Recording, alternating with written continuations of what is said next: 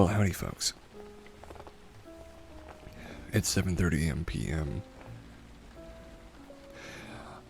CST on the 2nd of October of 2021. And it's time for Cast Talks, so welcome on back. This is our 50th episode, the 50th week in a row we've done this. It's actually pretty insane, isn't it? Yeah. Cast Talks is a show where we have just a lovely ambience, lovely ASMR, the rain, the background, the mood, the vibes, and me, your host, just talks about subjects regarding good news, animals, other wholesome things, and if you'd like to, you can get in chat and talk with me, but for the most part, you can just sit on back and relax, or maybe do a chore around the house for the next 2 hours or so. And today, there's a couple of very special topics. But to start with, I'll talk a little bit about what I've been up to this week.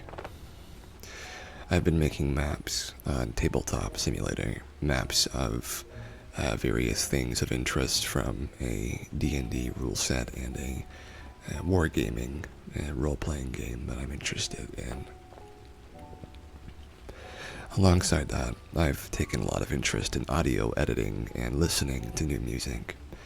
So I've been pretty deep into that, doing some cardio every day, doing a little bit of strength training here and there, trying to get my stomach fat down, which, I think a lot of people have difficulty with, considering how ridiculous the upbringing of somebody in America can be. Sometimes it's so crazy because there is a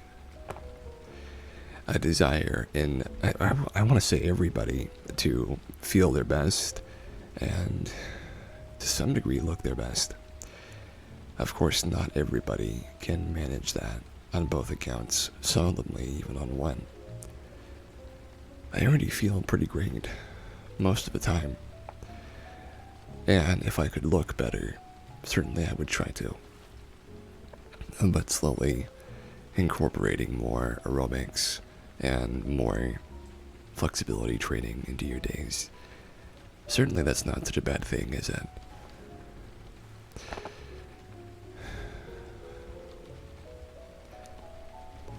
I hope, though, that one day I can look in the mirror and see that I've made such huge progress that it almost feels like I'm in the body of a different person, but somehow it belongs to me more than ever. That's what dysmorphia will do to you. Things like that.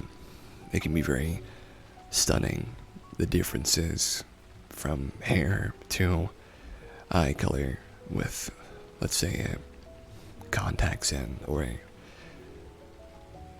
different glasses on, or wearing different clothes.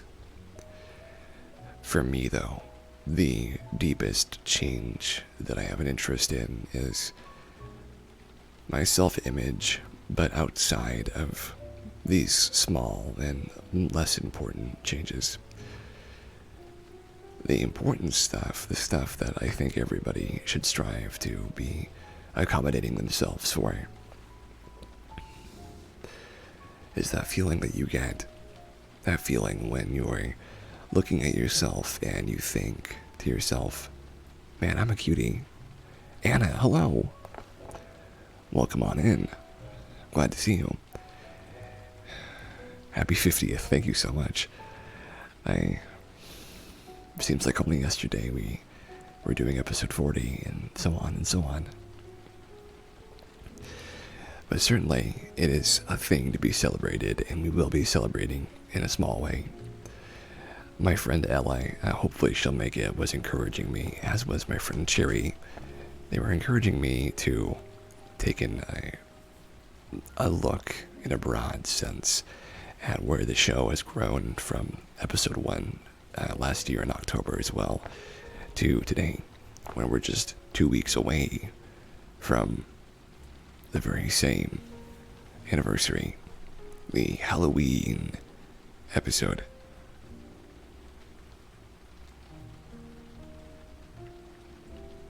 Or are we 4 weeks away? Yeah, 4 weeks away, sorry. Episode 54 is going to be the 1 year anniversary, just 4 weeks away. And I'd honestly like to have a couple of guests on for episode 54. I don't know who though. My friend who I'm a bit estranged with at the moment, Harmony Sandalfon. I consider her because she's very talented using her voice, and she already does quite a bit. But that's an option for sure.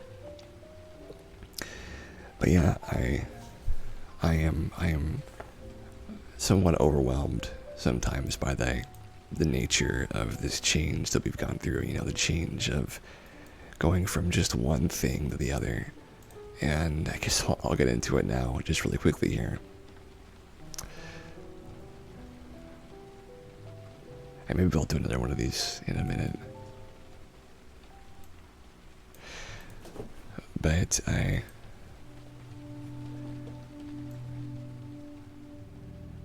so when I started Cast Talks, I was a troubled young man, and I worried so much about it succeeding and being popular and being something that needed to drive forward a career or a job, a focus.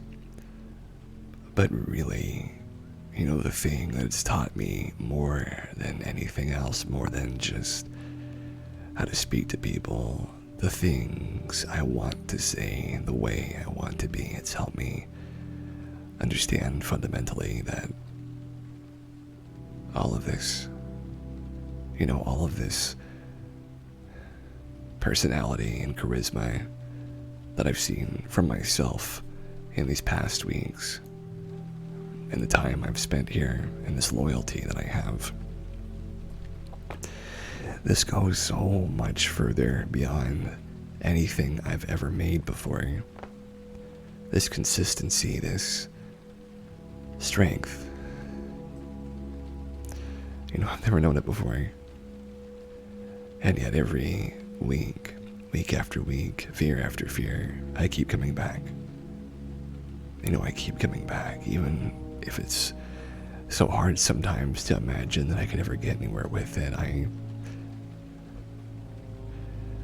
came here to begin with because I was bored, but I found that I've stayed because even the chance to help somebody, even that thought of that love being inspired, that happiness being created, that one person feeling better,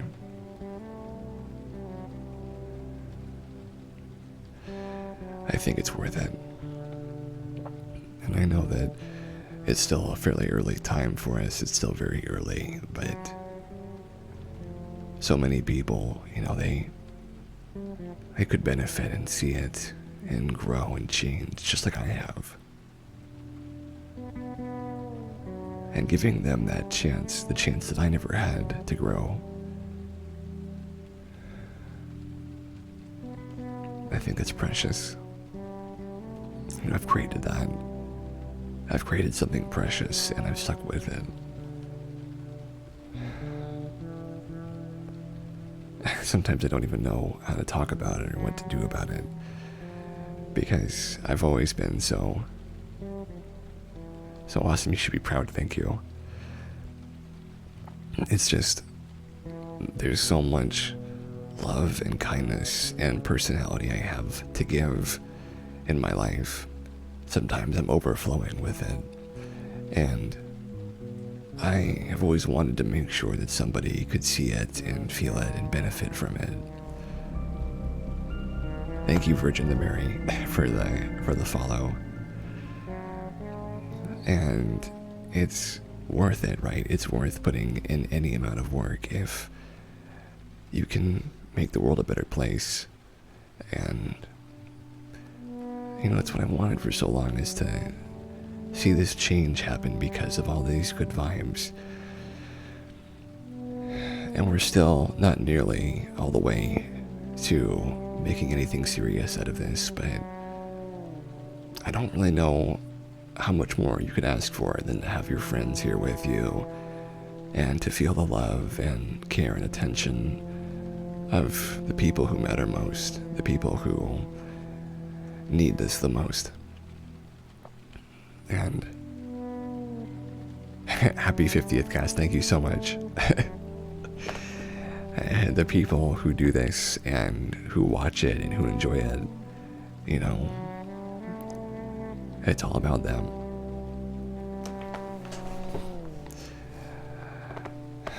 I mean, this is the year that I planted flowers and I've watched them grow and bloom.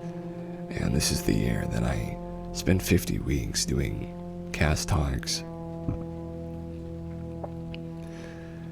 That just proves that so much is possible, right? So much is out there waiting to be improved and seen. I wonder how much further we could go if we just stuck with it, if we just stuck together and let those feelings improve and strengthen.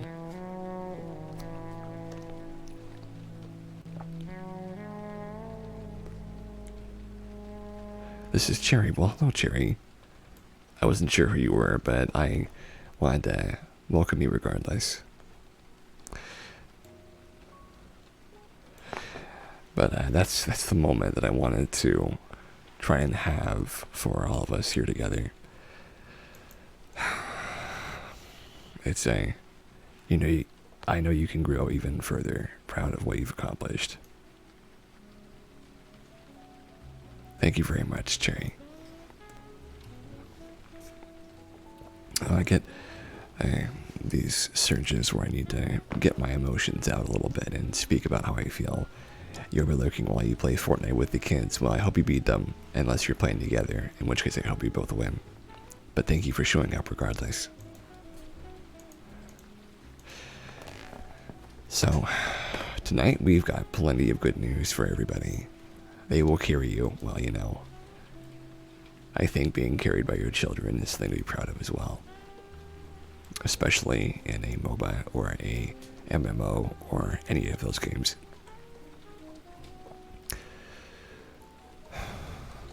So here is a medium-sized one. From Good News Network.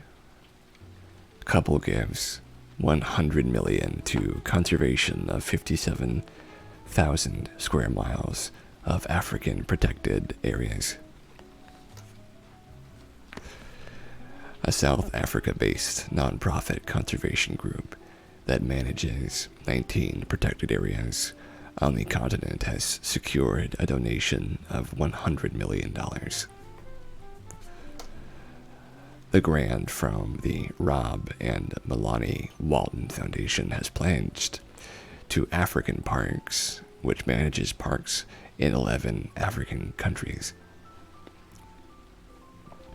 One of the largest contributions ever made to conservation in Africa, this commitment will help to expand African parks' reach, preserving a significant portion of Africa's biodiversity for the long-term benefit of the local people and the animals. Founded in 2000, African Parks takes on the long-term management of protected areas in partnership with governments to protect wildlife, restore landscapes, and ensure sustainable livelihoods for surrounding communities. Currently managing 19 parks, measuring almost 57,000 square miles, that's 14.7 million hectares. They take on the complete responsibility and are accountable for all aspects of protected area management, including law enforcement, community development, sustainable financing, infrastructure, and overall governance. With more than 3,200 full-time staff, 98% of whom are from local communities, and thousands of part-time staff, African Parks has become the largest employer in many regions in which they work. Poaching has been curtailed and practically eliminated in most of the parks under their management, where more than 80% of key wildlife populations are on the rise. In the last year alone, 110,000 people received health care from the hospitals and mobile clinics they support, and over 100,000 children have had access to education provided by the schools they support around the parks. Their goal is to directly manage 30 parks, measuring over 30 million hectares by 2030. This would bolster African governments' efforts to help reach the global target of protecting 30% of the planet for nature. Rob and Melanie Walton are longtime supporters of sustainability and conservation efforts around the globe, and have been invaluable partners to African parks since its inception. As global citizens, we have a responsibility to protect our planet and the people and species that create our dynamic, fragile ecosystem. We are honored to continue to work alongside African parks, governments across the continent, and community leaders in support of their sustainability goals, said Melanie Walton of the Rob and Melanie Walton Foundation, an African Parks board member.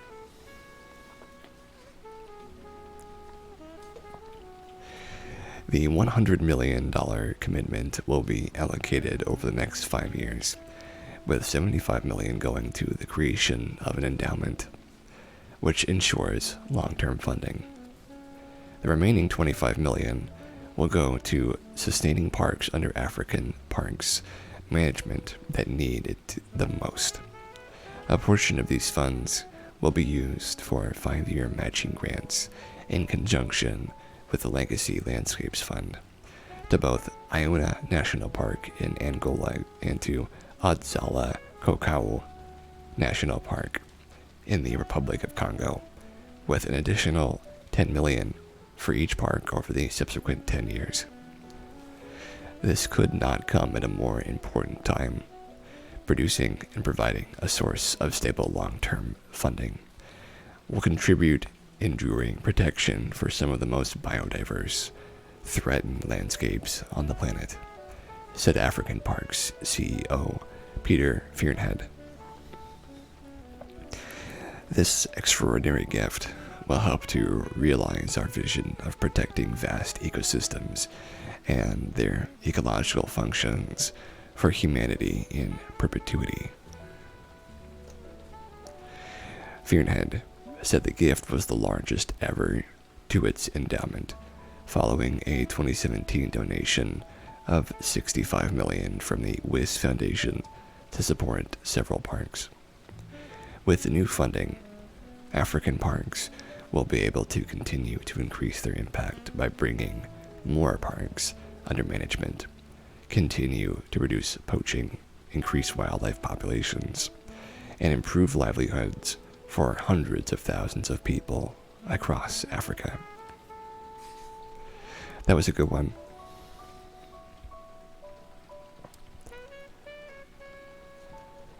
This one's really long, actually. I'm not going to read this one. Just about a bird. Too long for me. Here's one.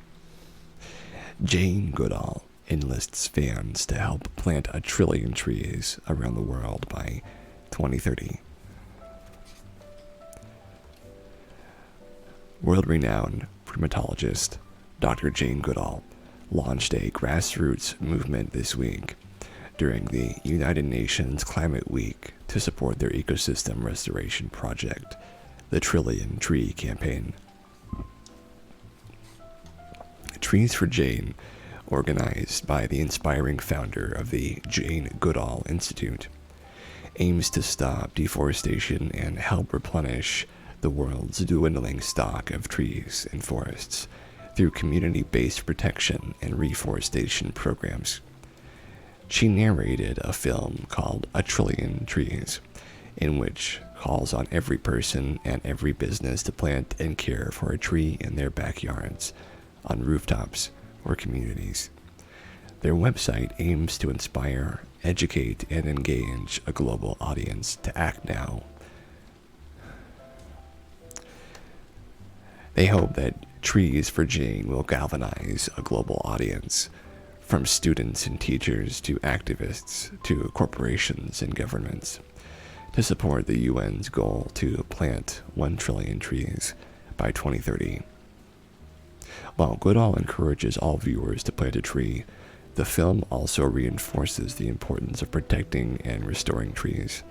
Anyone can join the cause by planting a tree or donating at treesforjane.org. Well, good for her. Let's see, here's another one, not too long.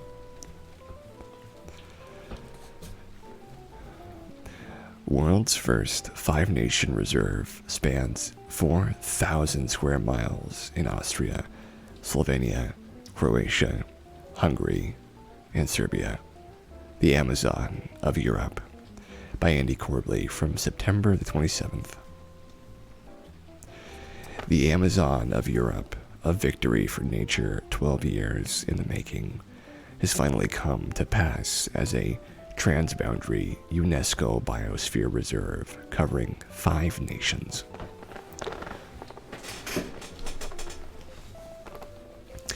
Protecting the valuable and vulnerable riverine and estuarine ecosystems of the rivers Danube, Mura, and Drava. The reserve spans Croatia, Serbia, Hungary, Austria, and Slovenia.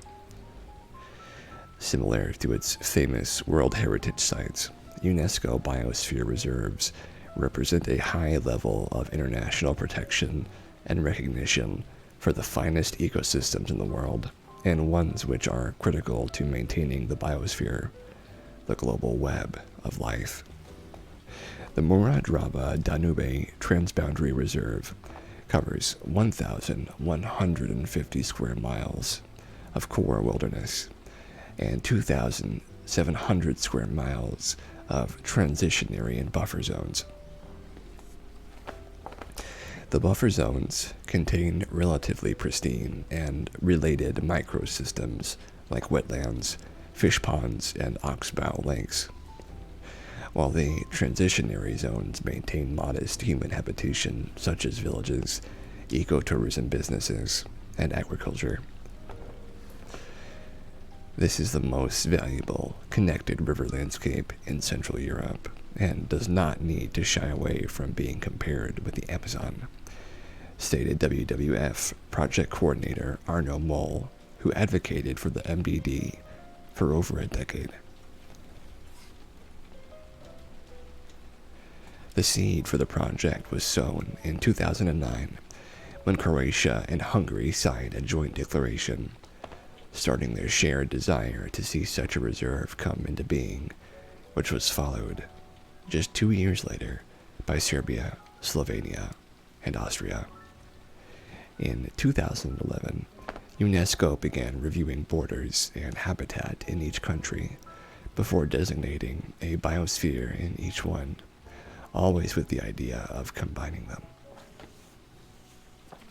Even in a continent as crowded as Europe, the reserve is a sign that nature can maintain bastions around us, and the MDD is the first biosphere reserve to cross the borders of so many nations. For the 5 countries involved, it proves that nature conservation can overcome country borders for the benefit of everyone.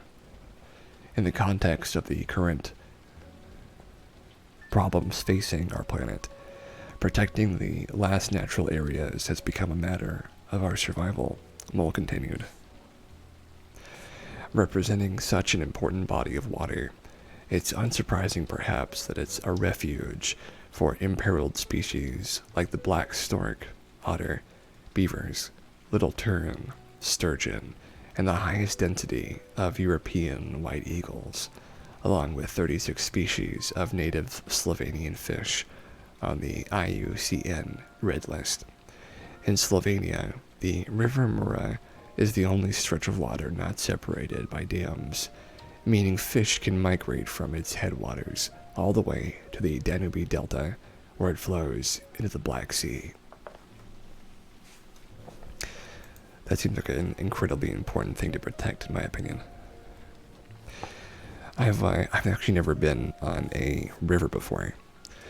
Have I ever been on a boat either?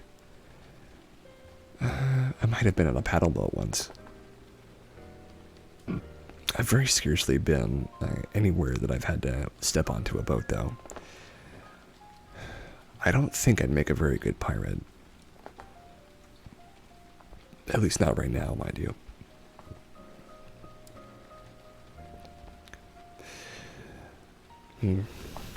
But as well, if I was a pirate, not saying I would be, I think I would be the kind that mostly does maintenance, right? Tying ropes, but you get rope burn, wouldn't you? Ah, that would be terrible. And I don't know what other stuff is there really to do though when you're a pirate. You tie ropes. Maybe I'd be the loot collector, the loot counter. That's not a bad job, I guess. Maybe the cook. The cook is a good job too.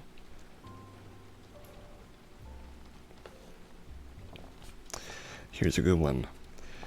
Charity rescues so much food from landfills that it opens a pay-what-you-feel grocery store to share tons of produce. In Vancouver, a new supermarket is opening specifically to get unwanted food and produce in the hands of people who need or want it, thereby sparing it from being dumped into the landfill. The Food Stash Foundation's Rescued Food Market is opening its doors on October 1st, located on 340 West 2nd Avenue. For 3 hours every Friday, their surplus produce and food is available to anyone, whether they're food insecure, looking to reduce their environmental impact, or simply need to cut down on grocery costs, on a pay-what-you-feel rather than what-you-can basis, ensuring there's as little moral impediment to getting the food out of the door and onto dinner tables around Vancouver. Shoppers are encouraged to bring their own bags, but if it slips one's mind, they offer reusable totes at a limit of 1 per person. And getting it out of the door is both a major challenge and goal. As Food Stash Foundation's executive Carla Pellegrini would explain to GNN, 58% of all the food produced in Canada becomes waste. The UN reports household food waste in the Great White North is 20 kilograms more per capita than the United States, and rivals poorer nations that have limited access to refrigeration and have to deal with tropical heat and humidity. There's food waste at every level of the supply chain. Whether it's over-ordering, canceled orders, the shape of the produce isn't meeting the customer's expectations, or approaching best before dates, says Pellegrini, who took over the position of director last July. I was really surprised by how much food waste there is, how much food insecurity there is in Vancouver. The Food Stash Foundation collects food from wholesalers, grocers, and farms, and delivers it to other organizations that combat food waste and food insecurity. There was a time when all the unwanted food that was left would be put into boxes and delivered to food insecure families for a small price. But hauling in 70,000 pounds of food per month meant they needed more ways to get rid of it, hence the rescued food market. 85% of that 70,000 pounds of food doesn't even make it back to our warehouse. It goes right back out, the same with our drivers to other organizations, says Pellegrini. We even end up with surplus at the end of our weekly operations after the organizations and the boxes. We still sometimes have surplus, so we're interested in offloading that. Furthermore, a piece of BC legislation releases donators of the liability of risk posed by donating food that's past a best by date. and has encouraged more donations also of packaged food and not only produce. Enormous amounts of CO2 are generated every year around the world from food decaying in landfills, and by rescuing it, we're not only saving money, we're saving the planet. That one was pretty good. So I think that, and this isn't like a unique or a really original thought, to be honest with you, but if it was possible,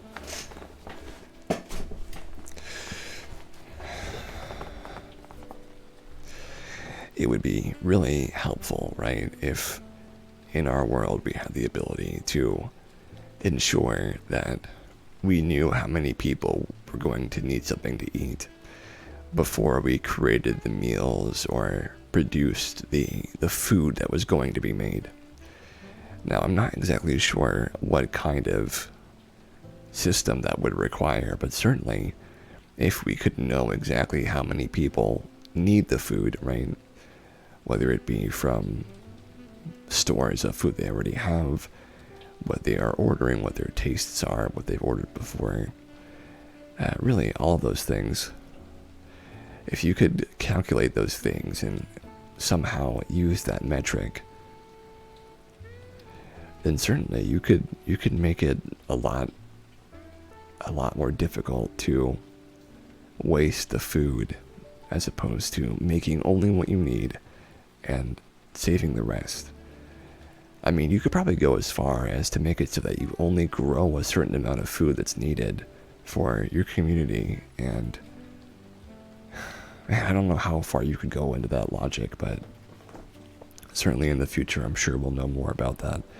That's certainly something that hydroponics could do in the future, and aeroponics as well.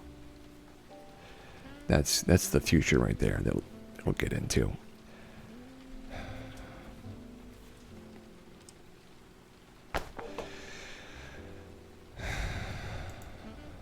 But let's get into our next good news story.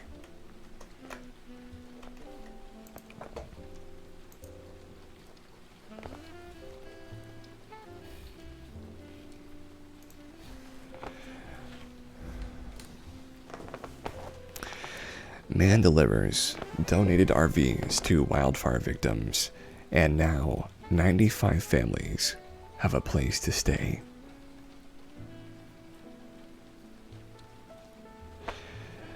Recreational vehicles are a great way to tour the country and see the sights.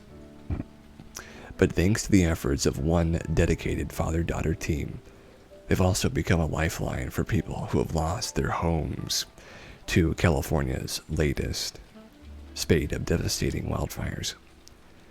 The brainchild of Woody Fairclough, the nonprofit emergencyrv.org, pairs folks who are willing to donate their campers to a worthy cause with those in need.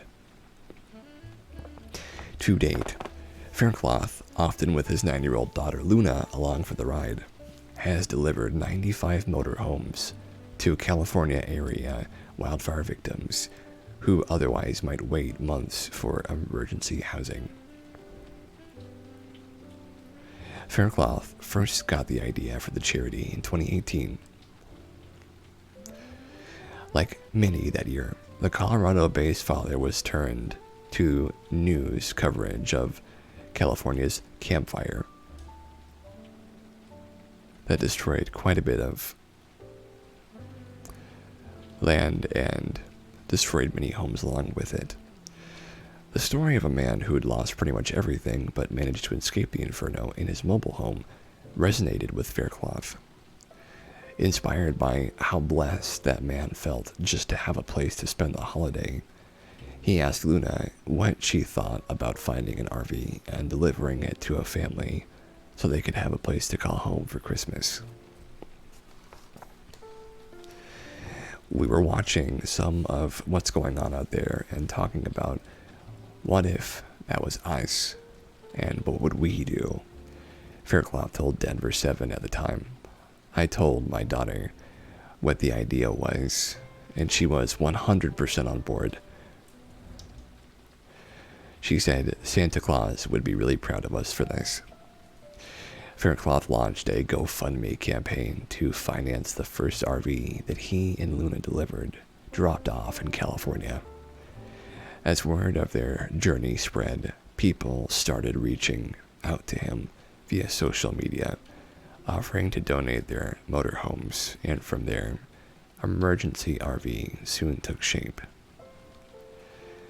The father of 4 who works in the telecom industry, Faircloth says even though juggling the many facets of his life has its challenges, he plans to expand emergency RV's outreach to include more fire and other natural disaster sites, and hopes to beef up response times as well. Over the last 2 months, Faircloth and Luna have made the 4-hour round trip from Denver to California and back on 3 separate weekends.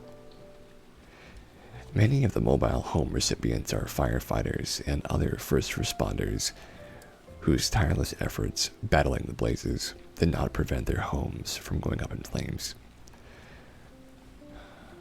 One such man is George Woolley, who lost his own home at the Dixie Fire on August 4th. We fought the fire until we couldn't fight it anymore. We couldn't stop it. We did our best, Woolley told the Associated Press.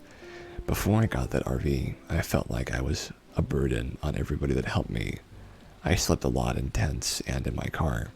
It gave me a place to go.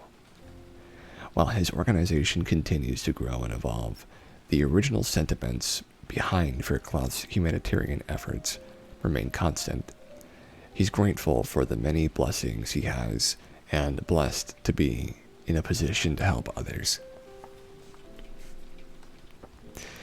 Presently collapsed in the back of an old RV beside this little kid with no front teeth who gets me up and moving every day, determined to do something better than yesterday, Faircloth wrote in a 2018 post when Luna was 6. We are so lucky to be exhausted. We are so lucky to be able to go home soon. There are so many things that we have to say that have not been said. So to all of you, thank you. And we're lucky to have a world with people like Woody and Luna Faircloth in it.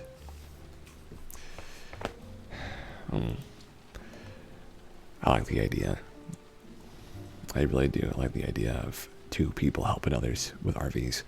I've always found RVs very curious.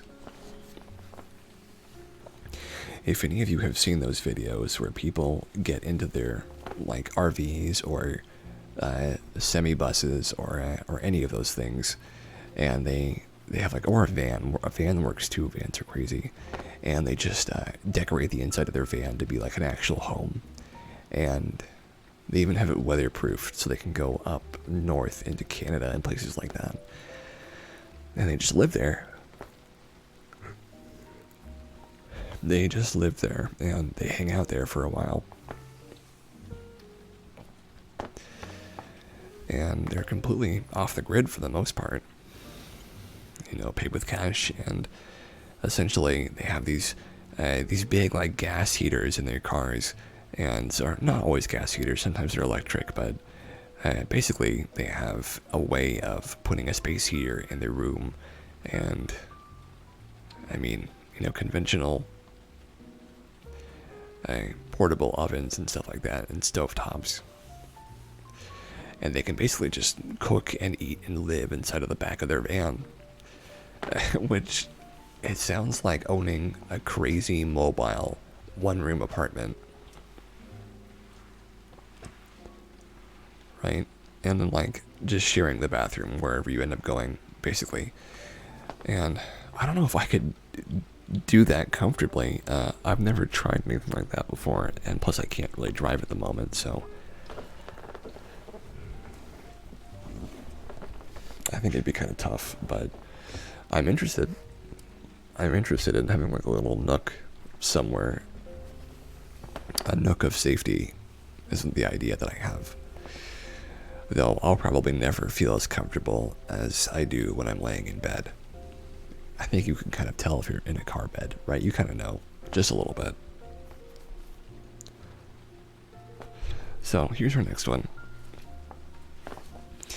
Human footprints found in New Mexico are 23,000 years old, long before the Ice Age glaciers melted.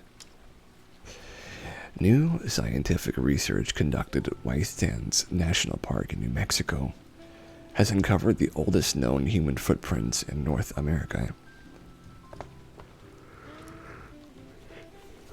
The discovery reveals evidence of human occupation in the Tularosa Basin, beginning at least 23,000 years ago, thousands of years earlier than previously thought. These incredible discoveries illustrate that White Sands National Park is not only a world-class destination for recreation, but is also a wonderful scientific laboratory that has yielded groundbreaking fundamental research, said Superintendent Marie Sauter. The fossilized human footprints were buried in multiple layers of gypsum soil on a large playa in White Sands National Park. Seeds embedded in the footprints were radiocarbon dated and analyzed by the U.S. Geological Survey to establish their age. The research dramatically extends the range for the coexistence of humans and Pleistocene megafauna, and confirms that humans were present in North America before the major glacial advances at the height of the last ice age, closed migration routes from Asia. This study illustrates the process of science. New evidence can shift long-held paradigms, said USGS Acting Rocky Mountain Regional Director Allison Ship. White Sands National Park contains the world's largest collection known from the Pleistocene age, fossilized footprints in the world, and has been recognized as a mega track site since 2014. Those footprints have been given the intriguing nickname Ghost Tracks. Each footprint marks the spot where an ancient ancestor once stood, many thousands of years ago. The newly discovered ghost tracks tell an interesting tale of what life was like at this time.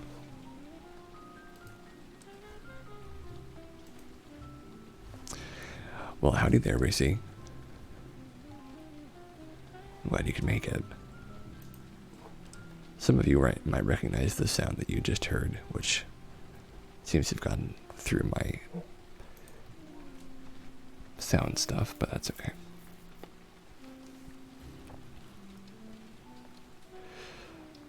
The footprints left at White Sands gave a picture of what was taking place, teenagers interacting with younger children and adults.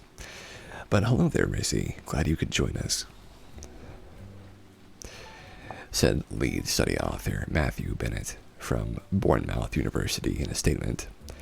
We can think of our ancestors as quite functional, hunting and surviving, but what we see here is activity of play and of different ages coming together, a true insight into these early people. In addition to human footprints, tracks from the Columbian mammoth, saber-toothed cat, dire wolf, and other Ice Age animals have been discovered at White Sands. Scientists from White Sands National Park, the National Park Service, U.S. Geological Survey, Bournemouth University, University of Arizona, and Cornell University, in connection with the park's Native American partners, have collaborated and consulted on this research. The findings are detailed in an article published in the journal Science. White Sands National Park protects and preserves the world's largest gypsum dune field. At least 23,000 years of archaeology, adaptive flora and fauna, as well as works, progress, administration, era historic Pueblo buildings. Let's see, what is this going to say? I want to see, like... Oh, this video doesn't show anything, unfortunately. Oh, this is the one I was looking forward to, actually. This is the good one. The very good one.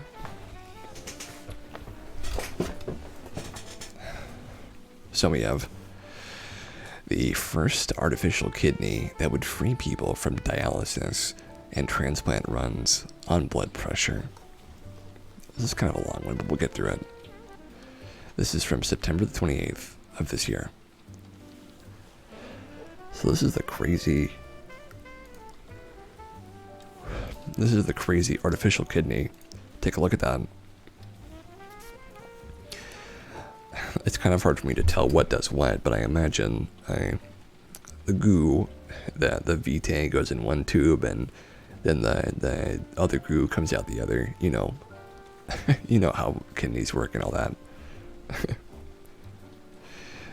The Kidney Project's implantable bio-artificial kidney, one that promises to free kidney diseases patients from dialysis machines and transplant waiting lists, took another big step toward becoming reality, earning a $65,000 prize from the Kidney X for its first ever demonstration of a functional prototype of its implantable artificial kidney.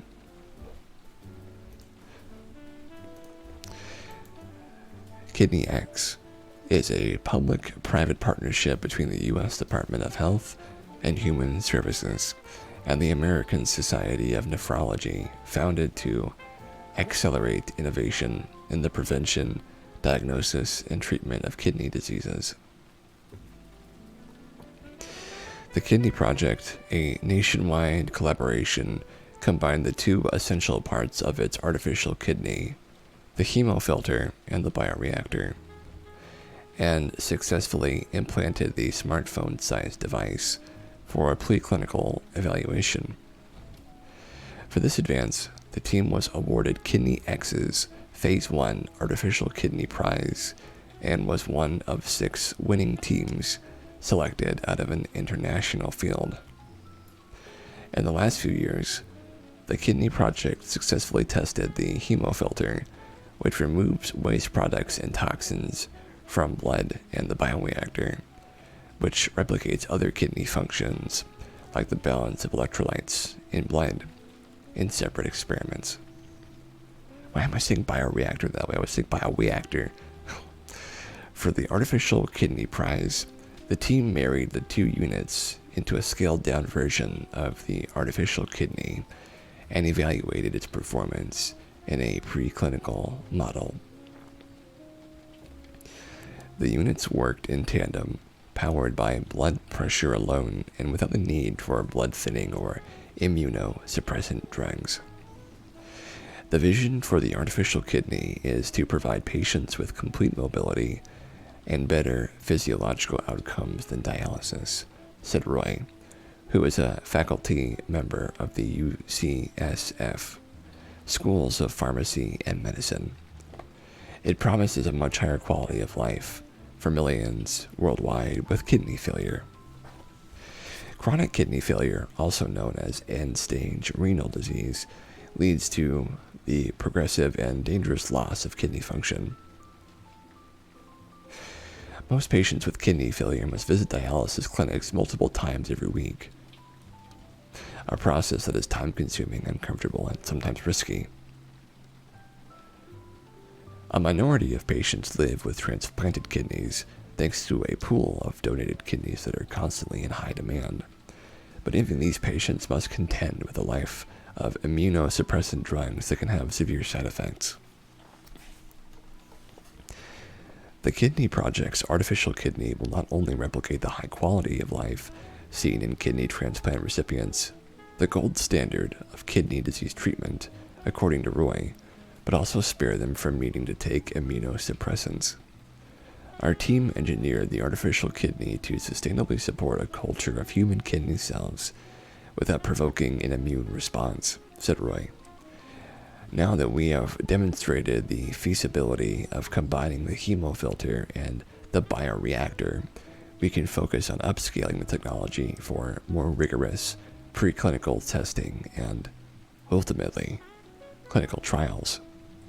The Kidney X Artificial Kidney Prize called on scientists and engineers to submit continuous kidney replacement therapies that provide transformational treatment options beyond current dialysis methods, a high bar that UCSF's artificial kidney is poised to clear in the coming years.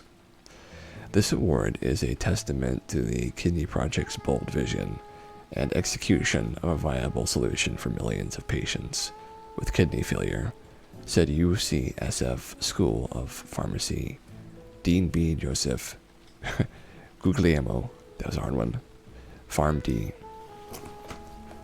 So, a freaking robot kidney, right? Robot kidney. Gosh, it's the future. And it'll probably only be a few years from now that those things start getting clinical trials.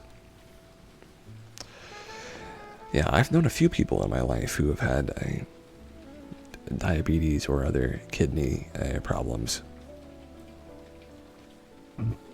Wait, is diabetes a kidney problem? I don't remember. But I've met people with kidney problems before. And they have to go through so much. Essentially, this would be a huge step forward. Also, Rissy, how was Beat Saber? I hope you were able to enjoy yourself. But this is fantastic. It looks very strange though. I have to imagine that there's a lot going on inside that little thing. Your batteries died. I'm so sorry. That's happened to me before too when I was using the PlayStation Move controllers. If you remember those weird balls at the end of sticks. I don't know why they looked that way, but they were pretty. They glowed. I miss those actually. I miss those Move controllers.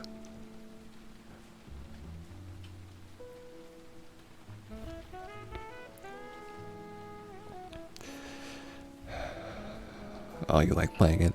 Hey, it's very good for you too. Just like you, those Move controllers were really good too. I should have taken more advantage of them.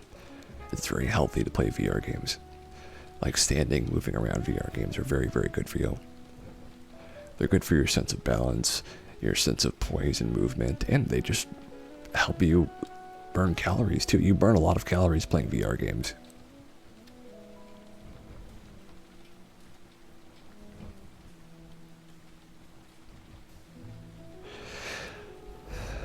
So, I will be right back, folks. We're going to go into our middle point break here. So, on the middle point break, what we do here is, it is fun. It is, we stand up, we stretch out and relax ourselves, go for a short walkabout, get something to drink, something to eat. And after about 5 minutes, we come on back, we sit down and we continue. But for now, I advise that you go get some tea, go to the bathroom, and then head on back. Because it's what I'm going to do. It's what I'm going to do.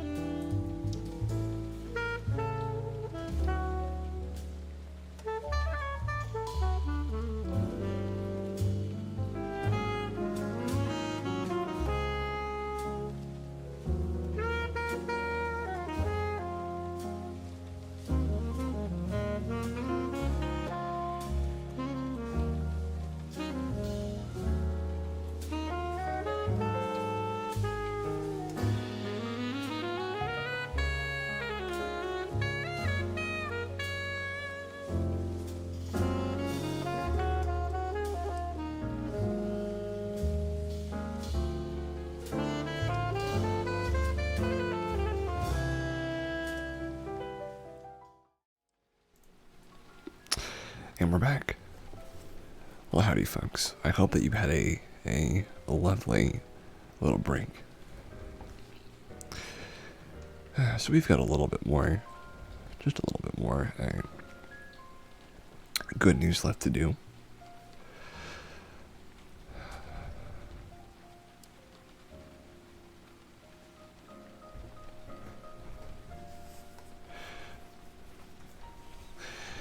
And then we're going to get into some animal videos.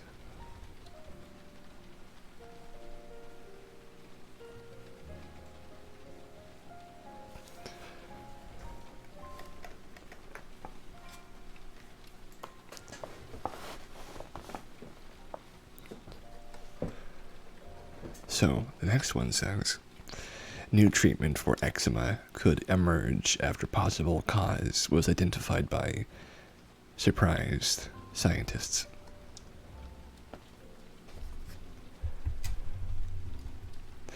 A study led by UT Southwestern dermatologists suggests that a common inflammatory skin condition may stem from poorly regulated hormones.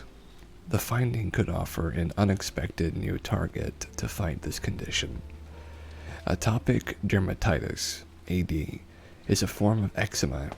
AD affects up to 13% of children and 10% of adults, with an annual treatment cost of $5.3 billion in the US alone. We often think of eczema as a dry skin condition and treat mild cases with moisturizers, said corresponding author Tamaya Harris-Tryon at UTSW. Here, we're showing that a gene that's important for making hormones seems to play a role in the skin making its own moisturizers.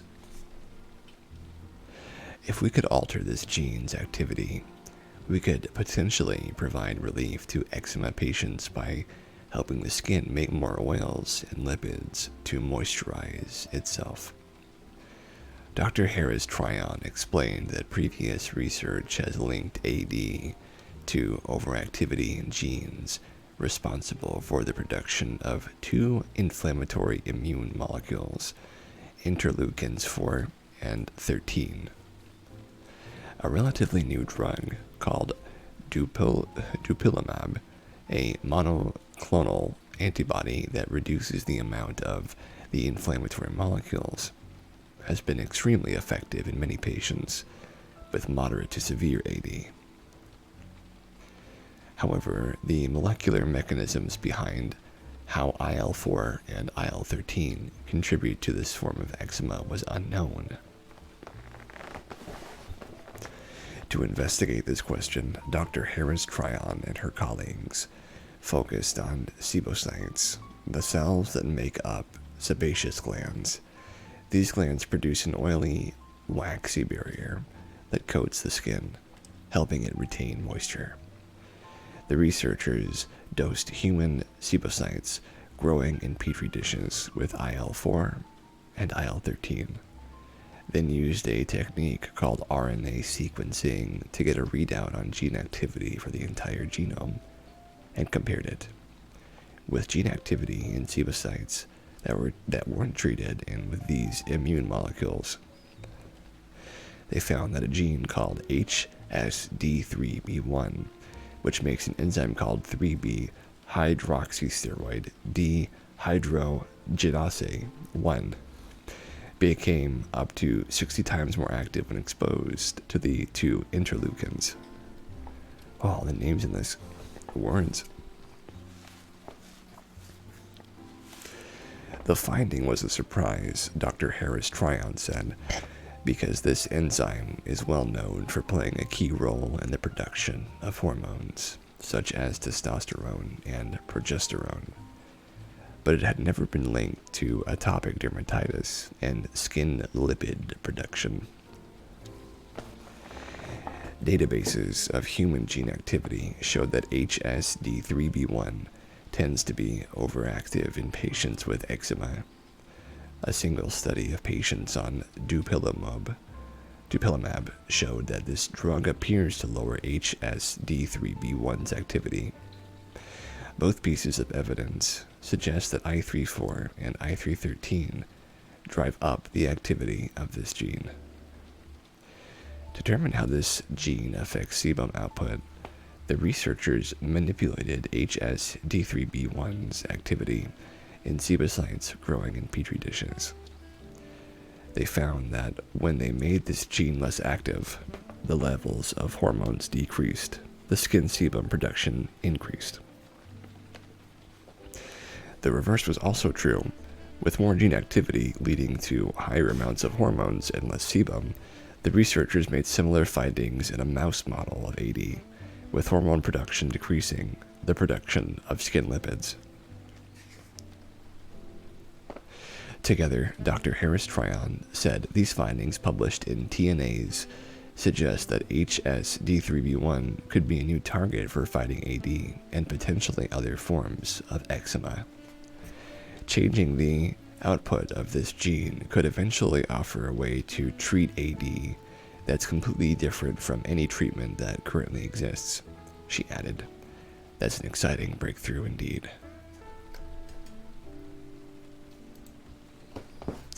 So here's a good one. It's even got pictures that we can look at. The world's longest 3D printed concrete bridge erected in the Netherlands. This is from September the 29th, only a few days ago. In the Netherlands, a country famous for all manner of methods for surmounting aquatic obstacles, an engineering company recently completed the world's largest 3D printed bridge. Built in Nijmegen, the bridge spans 95 feet, 29 meters, across a canal, and was completed through a collaboration from the Eindhoven Institute of Technology, a pair of engineering firms, and planning aid from the government.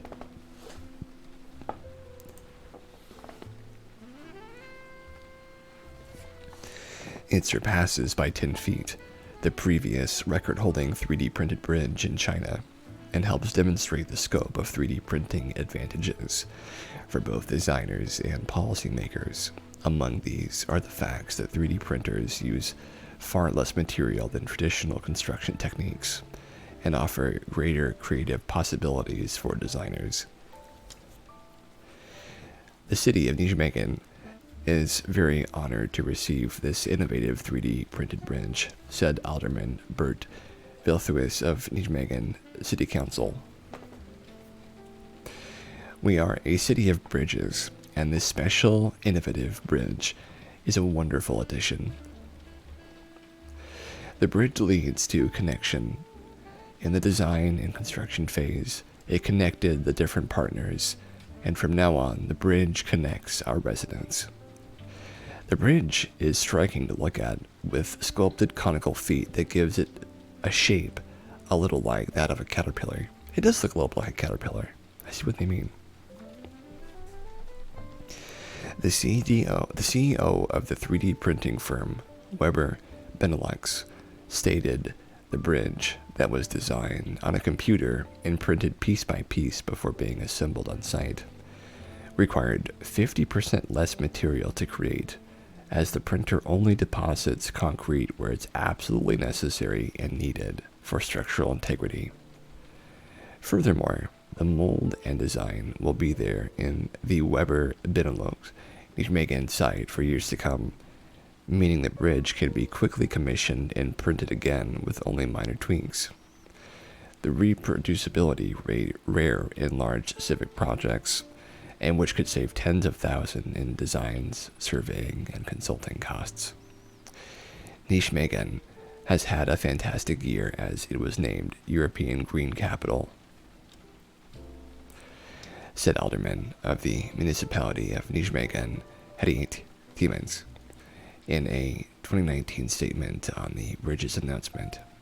A new, innovative sculpture, a sustainable 3D printed bridge, is a nice addition to this. Well, lovely.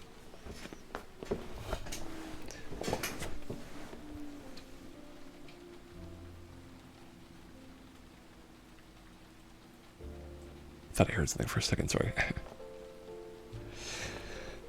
So, it seems like a really great thing that 3D printing is becoming so much more usable and robust.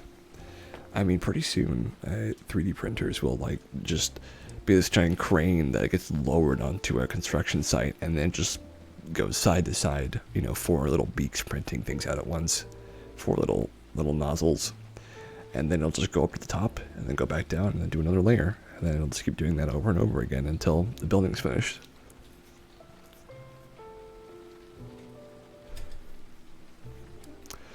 That's the future. So, I think that'll be a really important thing for us to watch in the future, is 3D printing time lapses. And then eventually there'll be a 3D printing Olympics to see which 3D printers can print buildings fastest. And then what the quality of them are. Gosh, future TV shows are going to be wild. I swear, they're going to be real wild.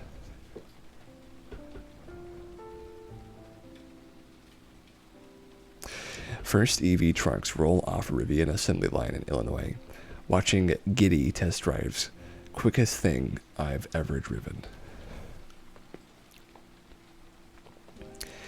Rivian Automobiles has just launched a pair of all-electric outdoor adventure vehicles, following years of subjecting them to the harshest tests and explorers' feedback.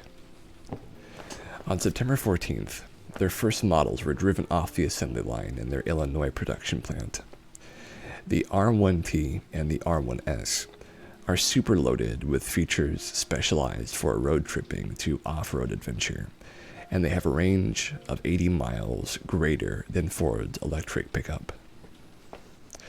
A trail to the middle of nowhere, a great mountain road, a long weekend with the family.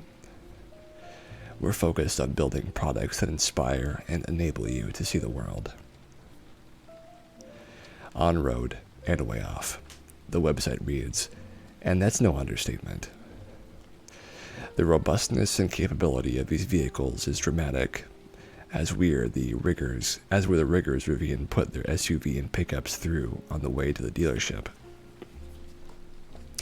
The battery system was built and tested in environments as varied as 130 degrees Fahrenheit to negative 25 degrees Fahrenheit to ensure the car starts no matter where you left it.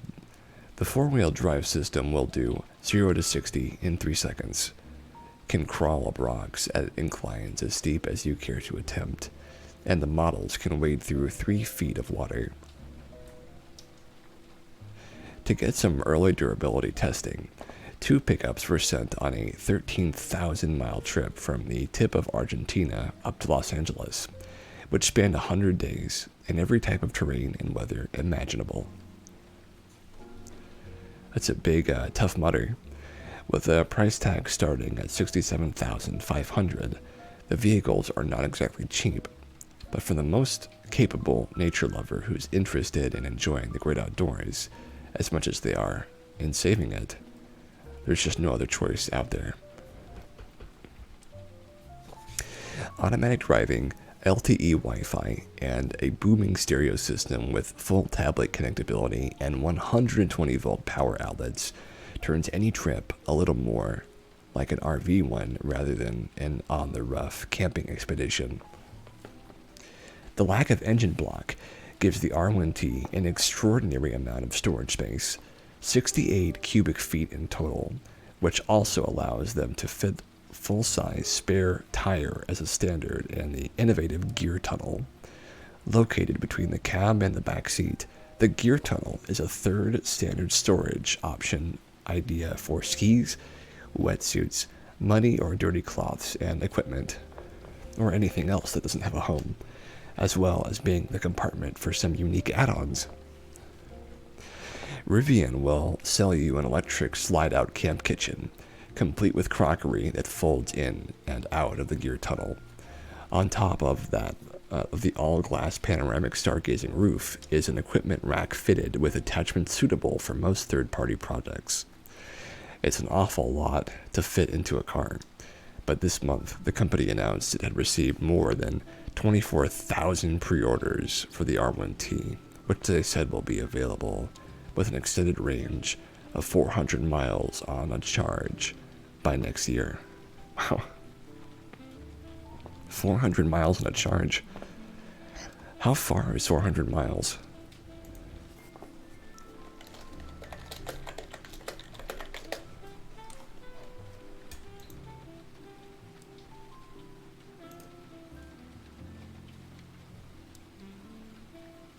Oh my gosh.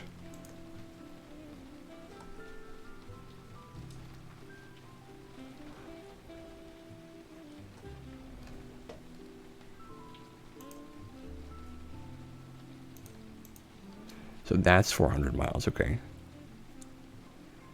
Wow, you could go from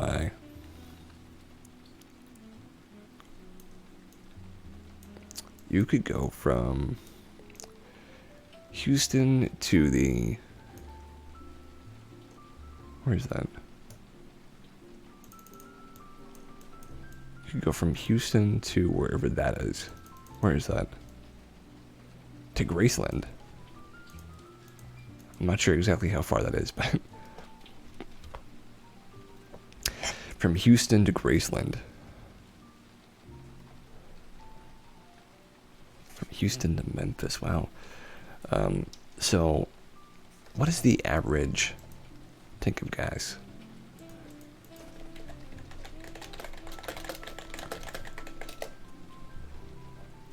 No.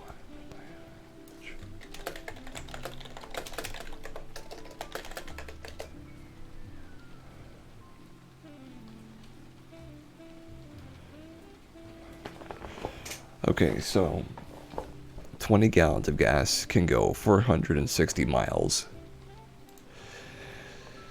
So that's pretty close. That's pretty darn close.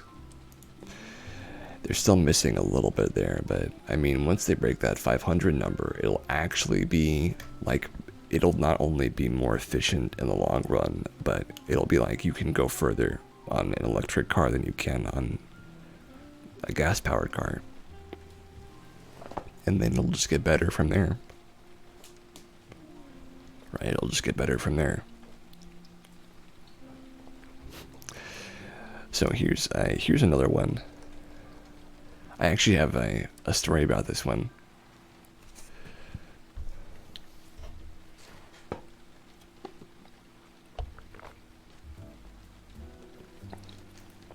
So, a grocery line where slower is better. Supermarkets open chat checkouts to combat loneliness among the elderly. The chat checkout. 1.3 million people in the Netherlands are older than 75 years, and one large supermarket chain is making sure they're not getting too lonely in their elder years. The Dutch government, with its campaign One Against Loneliness, has galvanized organizations, towns, companies, and individuals to find solutions.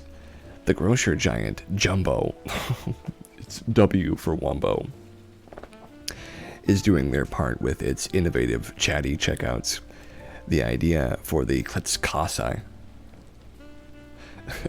which translates to chat checkout, originated more than 2 years ago, and in the summer of 2019, the first Kletskassa was opened in Vliegen in Brabant. This resulted in many positive reactions from customers, and now Jumbo is expanding the initiative further. By this time next year, there will be chat checkouts in 200 stores across the country where people can go for a conversation. When choosing the stores, areas where loneliness is a major factor are carefully considered. Colette Kloosterman van Erd, CCO of Jumbo and the driving force behind the National Coalition Against Loneliness, is closely involved in the initiative. She says, many people, especially the elderly, sometimes feel lonely.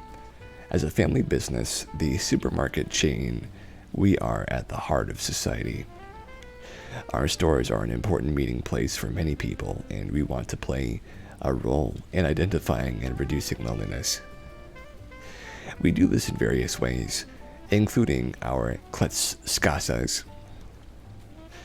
We are proud that many of our cashiers like to take a seat behind a Kletskasa. They support the initiative and want to help people to make real contact with them out of genuine interest. It is a small gesture but very valuable, especially in a world that is digitizing and getting faster and faster. In addition to Kletskasas, Jumbo has various other initiatives to establish personal contact between people. Kloosterman van Erd explained that at Jumbo we want to be more than just a place where you do your shopping. For example, we help our stores by means of a manual to signal loneliness among customers and to set up local initiatives. Several stores also have a chat corner where customers can grab a nice cup of coffee and chat with neighbors. The Ministry of Health, Welfare, and Sport has supported the establishment of local coalitions against loneliness in each of the 355 municipalities across the country for organizing programs such as home visits, telephone hotlines, and creating maps of activities for nearby seniors. The Dutch national movement towards supporting older people will hopefully catch on in many more countries around the world. Well, I like that one. I have this, there's a couple of old ladies that are at the checkout line at the Walmart I go to.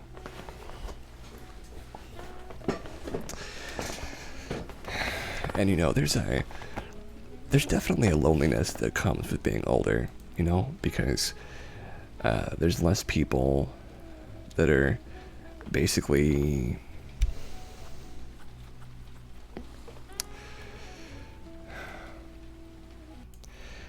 as interested in being around you as there used to be, right?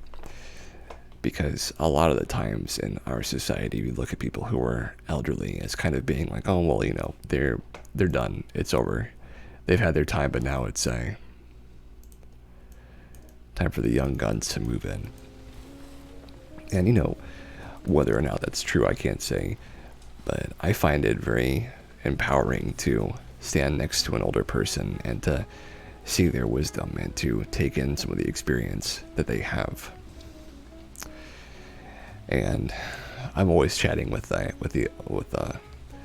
elderly cashier women.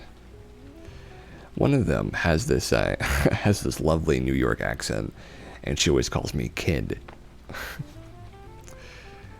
I find it very endearing. My father does not, though. I remember that he does not find it endearing at all. It's great, though. It's great.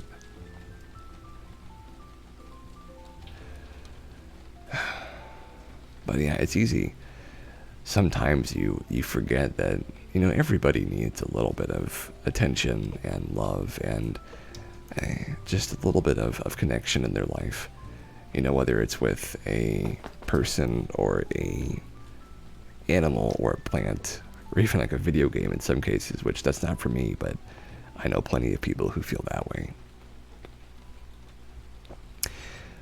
And I used to get connections out of video games for a little while. And not anymore, as it turns out, but for a little while, for sure.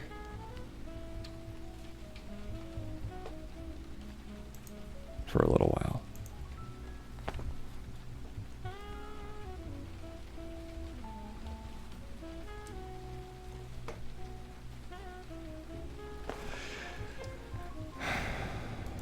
So, here's our next good news story. And while we're at it, does anybody have any animals they'd like to see for our animal segment? If not, I'll just pick out a couple of them. But if so, you know, I'm always happy to take any suggestions. So, our ISPR gene editing experiment partially restores vision in legally blind patients.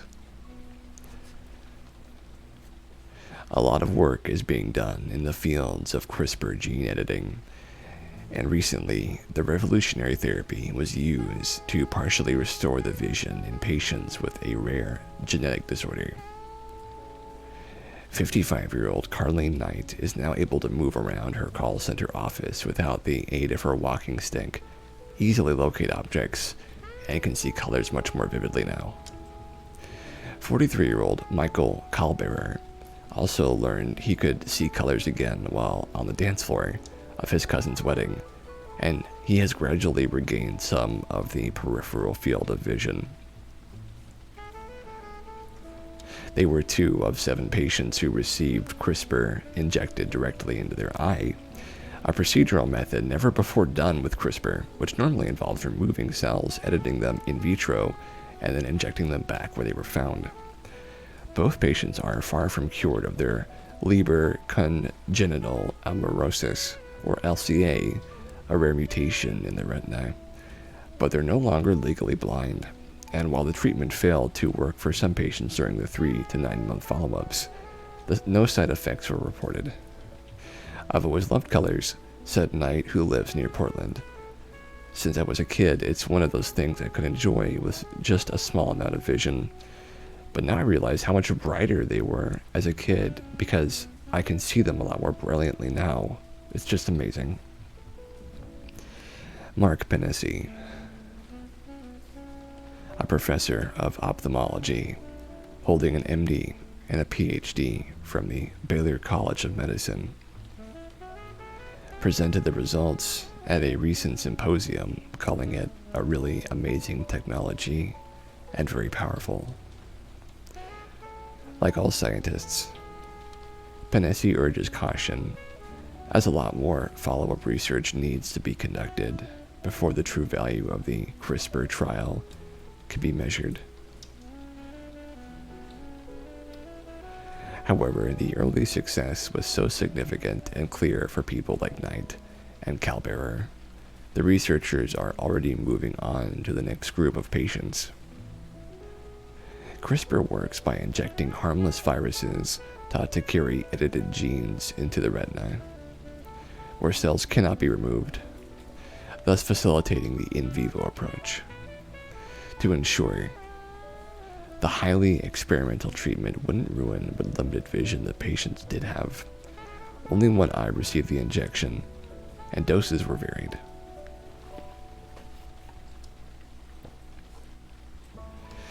The fact that some patients didn't regain any vision could have been the dose size or the limit of the single retina.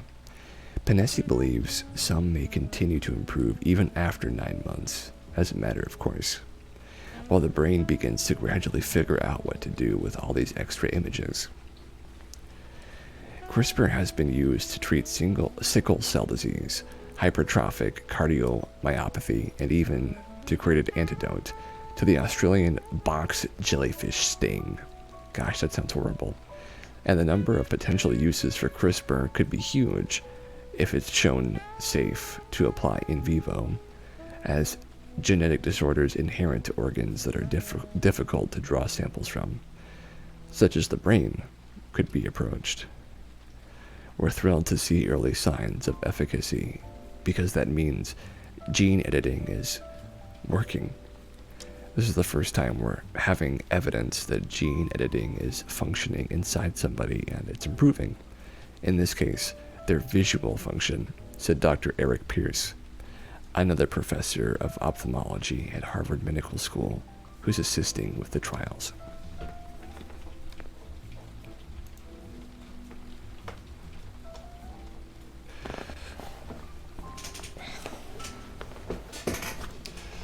So I love the idea that you can do these things where they can take something out of a person or create a new cell or a new genome or something, and then you just inject it right back in, and then like you just get better because of it. That's the path to some crazy stuff. Reminds me of BioShock a little bit. Not as crazy though.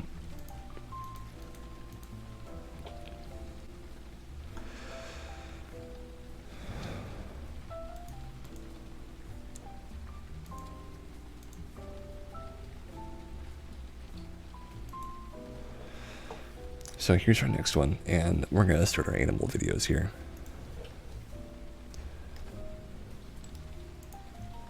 So you'll see a sneak peek into what I do with my videos. The kind of videos I watch. As soon as my YouTube starts to through.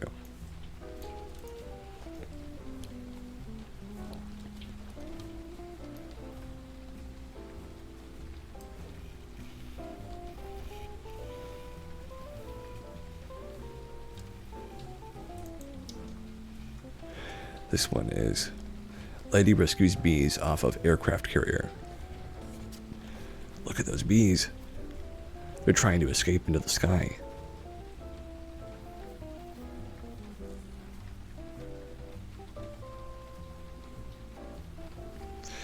How do they even get in there?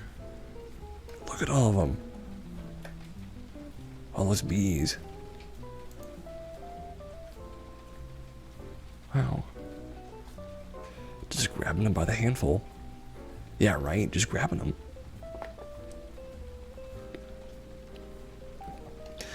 I'm sure they're much happier there, though, than on the side of an airplane. She saved them all, saved all those bees. Now they can go back and start pollinating. The safety of the bees. She's done one dutiful service more for those honey boys.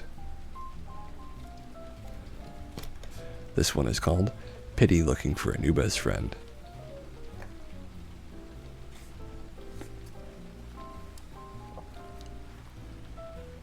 Yeah, I know.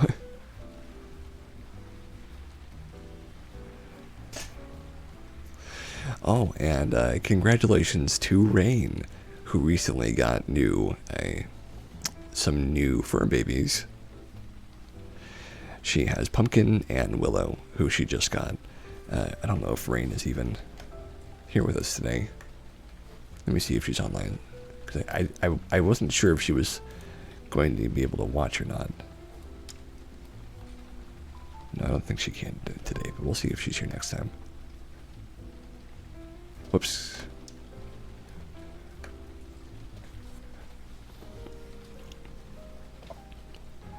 Oh, he's melancholic because he misses his friend.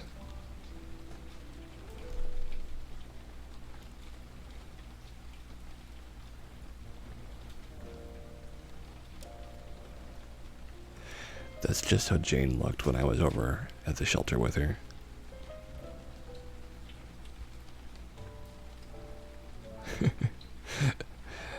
Lizard and dog. Pits are amazing. They really are. I like pits. If I could have like a pit and a dachshund and a cat, that would be great.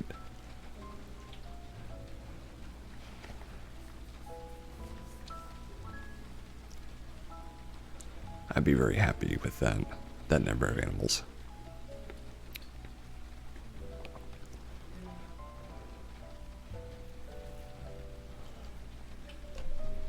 Aw, who would have guessed that they could be friends? Oh, minus the cat. Oh, look at them. They're brothers. The connection between Lizard and Doggo.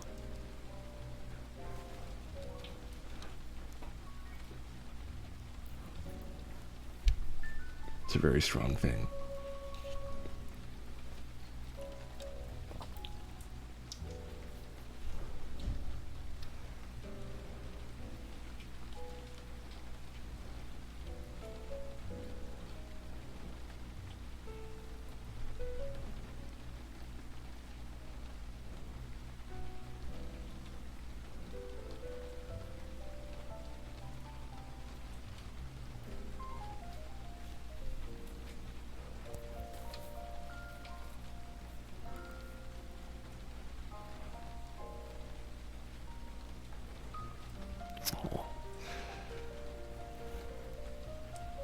I just feel like pit bulls have such like honest and very loyal and affectionate eyes.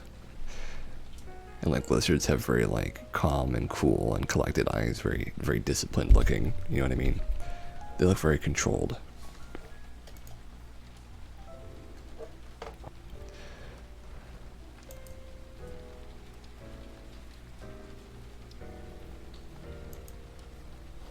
Oh yeah, Samoyed dog.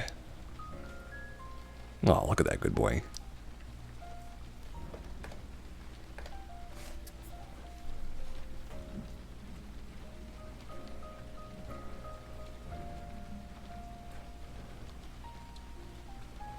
Oh, look at him. This is exactly what Jane did when I was washing her off. She would just like have these moments where she would start like just completely spanning herself, you know, just whirling around, getting all that water off. And I was like, I had to be like, no, it's all right, I'm right here for you. I just wish the water at the shelter wasn't freezing cold. I hate having to give them baths in that water, but, you know, I wash them off as soon as I can. Look at all that fur. Gosh.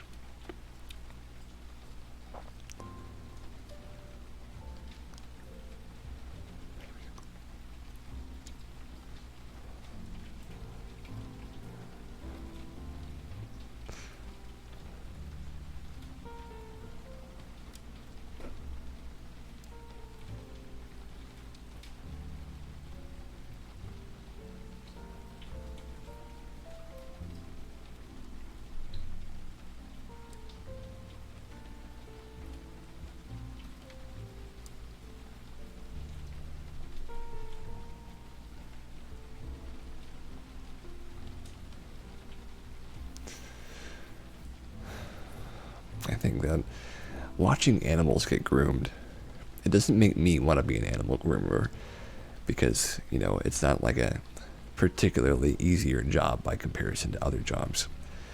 But I do like working with animals. It's made me think about getting a job at like a, oh, look at that fur. Wow.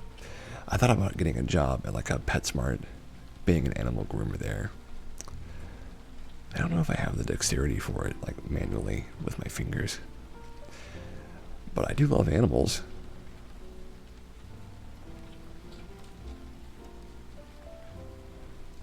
But mats are a real problem. Mats are tough. I've seen people get rid of mats and I'm like, oh man, that looks really difficult. Because you have to just like claw and claw and claw at them with like razors and stuff and scissors for like a good like 15 minutes sometimes of just getting through one matted area at a time. Like that sounds really tough, and that sounds like it would really try your patience, and it's very frustrating and very physically manual. You know, very almost like dexterous, you know? It's very dexterous to do that. Look at all that fur, though. The floof is lowering.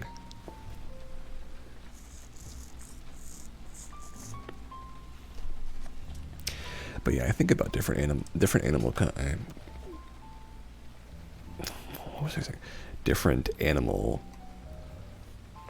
mix-ups as far as what would be like the perfect or ideal situation for owning animals together, right? But if you can get them early enough, you can make most animals become very good friends.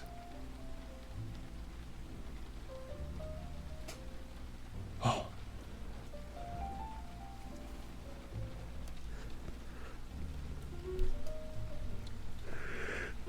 By the way, thank you so much for showing up, Lasora. I'm sure you were really busy, and I'm glad you could make some time to come over to stream with us. Ooh, look at that fancy, fancy boy. How lovely. So we'll do maybe one more of these. Orphaned baby otter follows kids up from river. You're glad you were able to catch me. Well, I'm glad too. I'm glad to hear from you.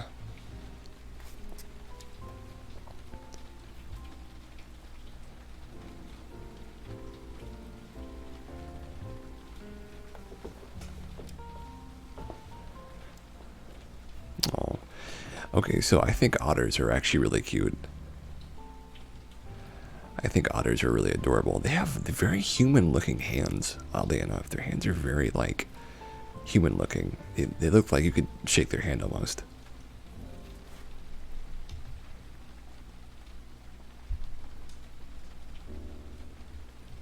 Oh.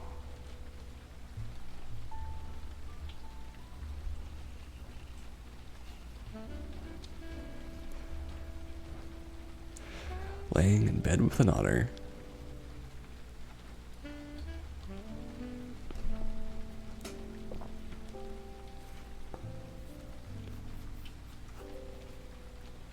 Aw. The best 2 weeks of my life. Oh, look at him go.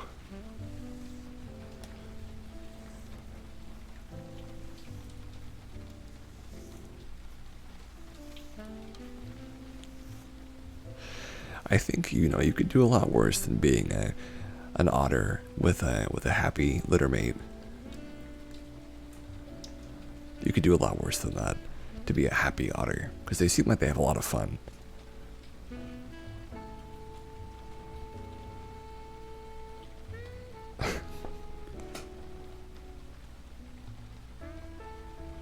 Aw.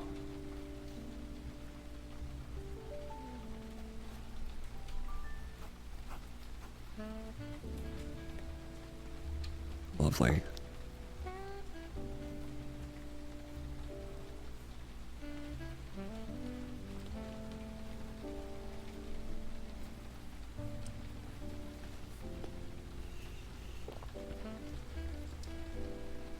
Feeling the mud. Ah, otters in the mud. That sounds lovely too. Okay. So we're just gonna do a few more stories and then we'll say our goodbyes. Let's see, how many more do we have? Not that one. Not that one. Not that one. That one might work. That one might work too. Okay.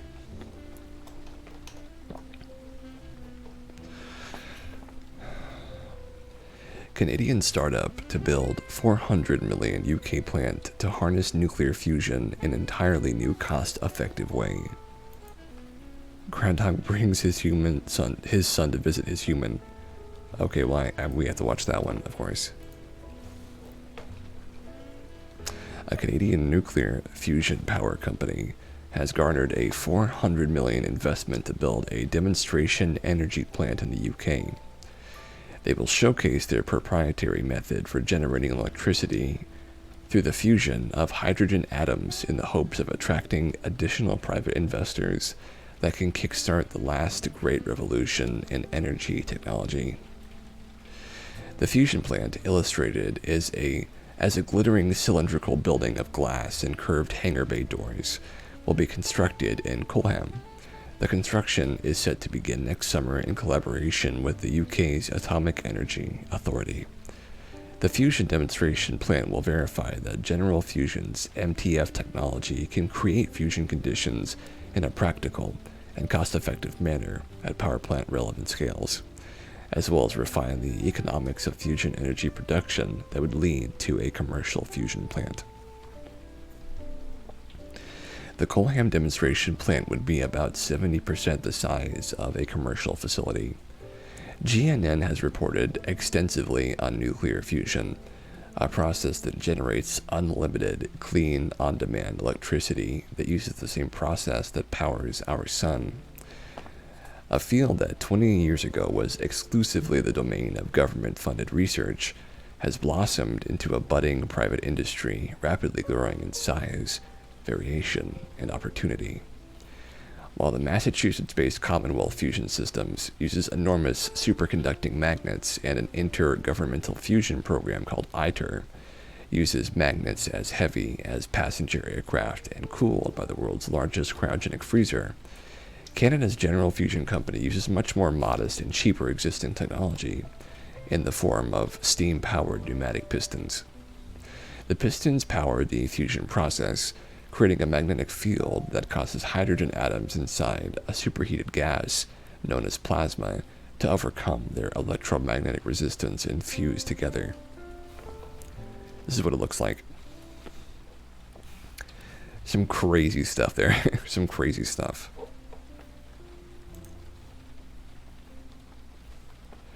The fusion requires temperatures of at least 100 million Celsius, and existing fusion technologies are struggling to find a way to keep the plasma at that temperature for long periods.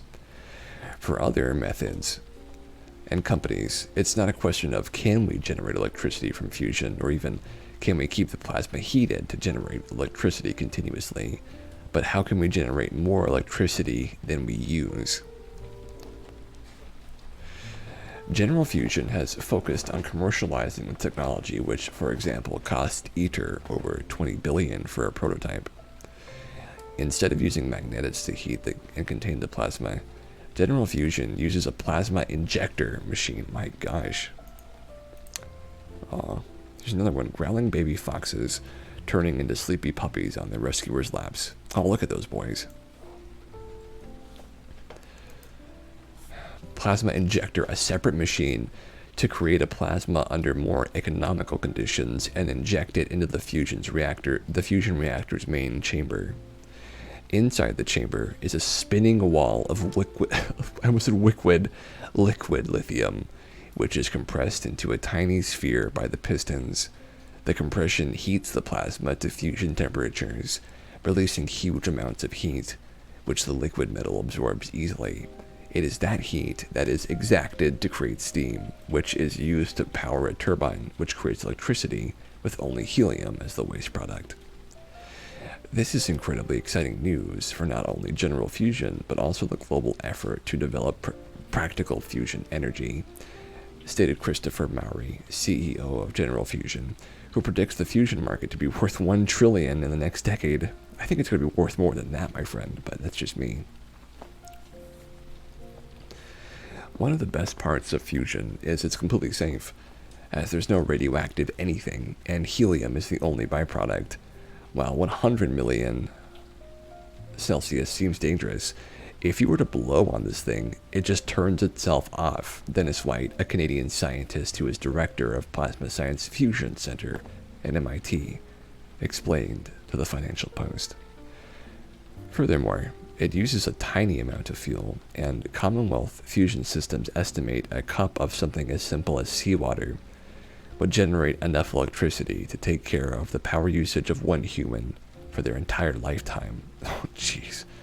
I can't even imagine that. Just 70 grams of the hydrogen isotopes deuterium and tritium, which are captured during the fusion reaction, is enough to power a small city. It's probably the last energy source we'll ever tame, said White, thinking of the trajectory from taming fire, and it finally completes in fusion. We'll have tamed the energy source of the stars. So here's a YouTube video of what this looks like. Aw, little fox boys. Let's put this up here so you can see it, though. Cover those fox eyes because they're a little creepy. Okay, so show us something crazy, General Fusion. Show us something crazy. I want to see inside the process. Look at this. The fusion core. Inside the fusion core.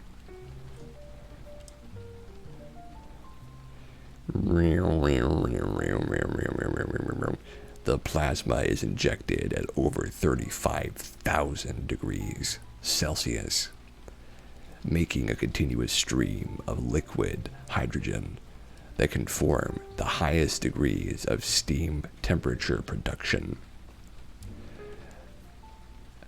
An incalculable amount of energy produced for almost no resource usage whatsoever. Sorry, I don't know why I'm doing this weird commercial thing. I just felt like doing it for a second. But look at that. It injects the plasma, and then the plasma makes the steam, and then we take the steam and use it for power. Lovely. I like that a lot. Anyway, thank you for tolerating my strange, eccentric commercialism for a moment. But anyway, we've only got a few news stories left. Aw, gotta get those foxes out of there. They gotta get someplace safe. Inventor of hand-cranked washing machine is distributing the low-cost device to refugees. The inventor of a hand-cranked washing machine has traveled to Iraq to distribute the low-cost device to refugees. Navjot Saneh created the Divya to allow those living in poverty to be able to wash their clothes more easily. It is thought around 70% of the world's population does not have access to electric washing machines. The machines are created in the UK and sent to those without access to electricity and water, who would otherwise need to wash clothes by hand, which sucks. It's not fun. Former Bath University student Navjot told the BBC the 2-week trip to northern Iraq to hand out the machines has been a completely humbling experience. To give them the dignity of clean clothes is very fulfilling, he said. Some of these families still have members missing. Some of the women have suffered extremely difficult conditions. It's just really heartbreaking stuff. Hand washing clothes is restrictive and painful. The divya means women, who are usually the primary washers, have more time to rest. Navjot was inspired to create the machine after witnessing the struggle of his neighbor while volunteering in India after quitting his engineering job in Wiltshire. When you read the news, places like this can seem really daunting, but the people here are like everywhere else in the world, he said. They just want their lives to go back to normal. This is my 3rd trip to Iraq, and each time I come, it is unique, and I learn so much. Every time I'm reminded of the dignity and pride people have in clean clothes. The engineer set up the washing machine project in 2018, and it now has orders from 15 countries around the world. He is working towards rolling the device out in Uganda, India, Lebanon, and Jordan. We're really proud to be here to do our part. And then here is our last good news story for the day. Let's find something cool to watch this too. Service dog wasn't playful until he met his kitten sister. Sounds lovely. Oh, Samson. That's a strong name.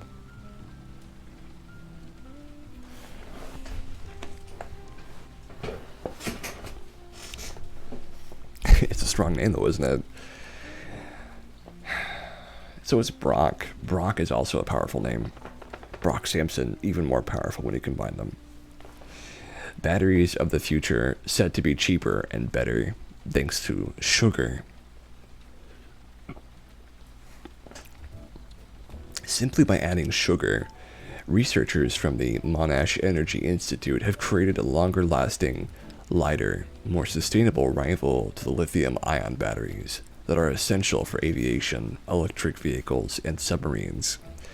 The Monash team, assisted by CSIRO, report that using a glucose-based additive on the positive electrode, they've managed to stabilize lithium-sulfur battery technology, long touted as the basis for the next generation of batteries. In less than a decade, this technology could lead to vehicles including electric buses and trucks that can travel from Melbourne to Sydney without recharging. It could also enable innovation in delivery and agriculture drones, where lightweight is paramount, says lead author Professor Mainak Majumder from the Department of Mechanical and Aerospace Engineering and Associate Director of the Monash Energy Institute.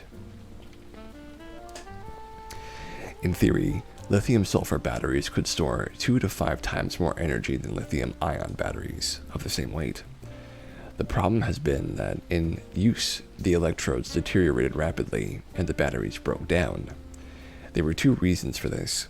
The positive sulfur electrode suffered from a substantial expansion and contraction, weakening it and making it inaccessible to lithium, and the negative lithium electrode became contaminated by sulfur compounds. Last year, the Monash team demonstrated they could open the structure of the sulfur electrode to accommodate expansion and make it more accessible to lithium. It really is, isn't it? It really is. Aww. See if she'll ride that boy. Ride that dog. Aw, look at that. She's keeping her paws in.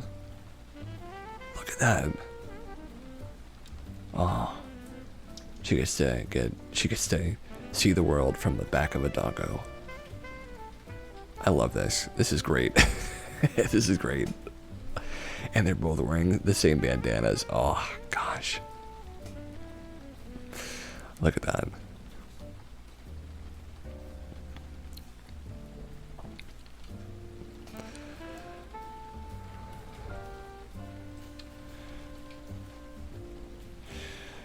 Well,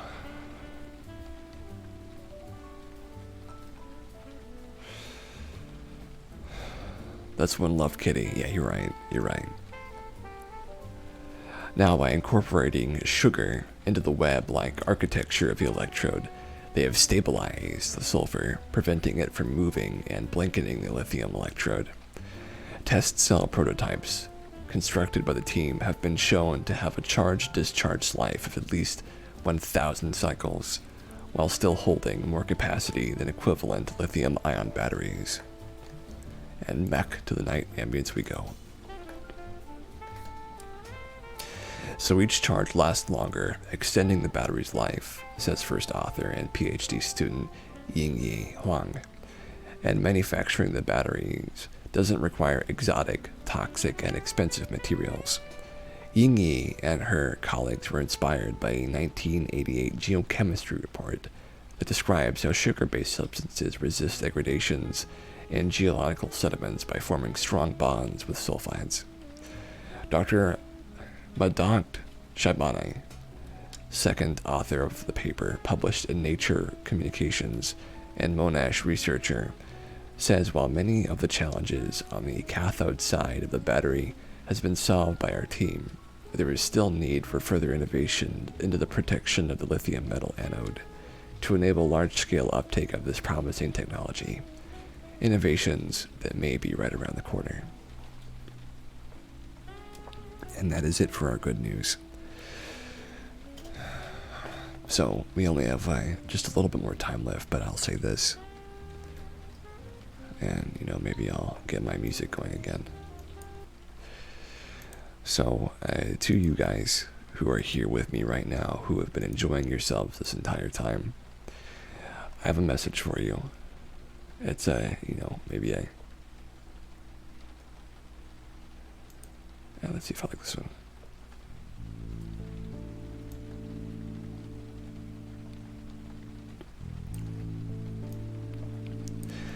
So, as far as Cast Talks is concerned, right, into the future, into wherever we go next, I am not going to give up on it or let it fade away or any of those things. 50 days is an achievement to be proud of, and it's worthy of this love and chemistry that we share together. And I pine for the day that I can use this show as a means to live comfortably, but I don't know how close we are to that yet. But what I can say is that this channel, it means so much to me. Offers a hug. Thank you so much, Rissy. I want to keep growing it, and I want to keep making you guys proud. And you guys, you make it all worth it. And I hope I can be worthy of your time that you've spent here. This little portion of your life that you've given to enjoy this evening along with me.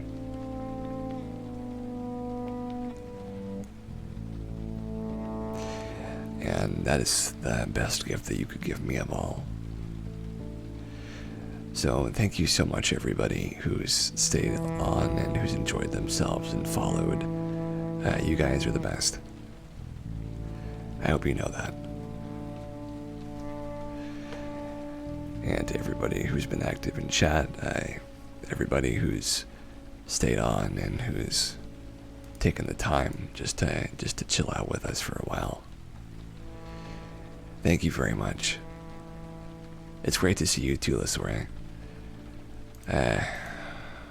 It's great to be here for 50 weeks in a row. We've got 4 more weeks until we hit our first year, so we'll see what happens. But for now, we've come to the end of our time. Thank you, everybody, for showing up and hanging out with me. I hope that you've enjoyed yourself and that you've had a lovely night. As always, you're the reason I keep doing this.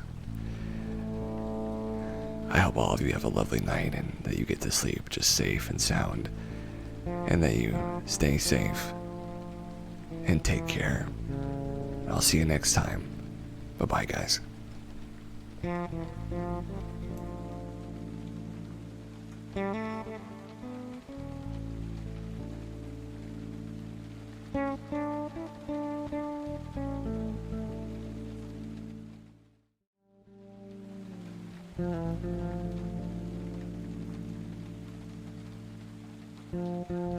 you.